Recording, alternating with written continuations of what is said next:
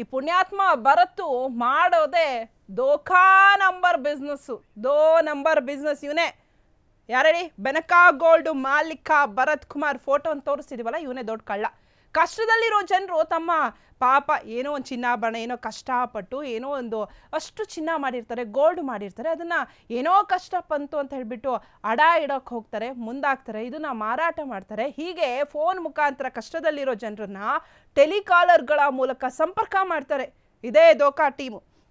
ಇವತ್ತಿನ ರೇಟಲ್ಲಿ ಚಿನ್ನವನ್ನು ಖರೀದಿಸ್ತೀವಿ ಅಂತ ಪುಂಕ್ತಾರೆ ಸ್ವಲ್ಪ.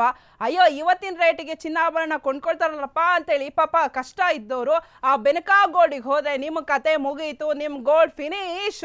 ಮೊದಲು ನಿಮ್ಮ ಕೈಯಲ್ಲಿರೋ ಚಿನ್ನಾಭರಣನ ಎತ್ಕೊಂಡು ಮೆಲ್ಟ್ ಮಾಡಿ ಚಿನ್ನದ ಪ್ಯೂರಿಟಿನ ತುಂಬ ಕಡಿಮೆ ಮಾಡಿ ವೇಸ್ಟೇಜು ಹಾಳು ಮೂಳು ಅದಕ್ಕಂತೆಲ್ಲ ಜಾಸ್ತಿ ಇದೆ ಅಂತೆಲ್ಲ ಹೇಳಿ ಸ್ಟೋನ್ ತೆಗೆದ್ಮೇಲಂತೂ ನಿಮ್ಮ ಚಿನ್ನನೇ ಕಾಣಿಸಲ್ಲ ಬಿಡಿ.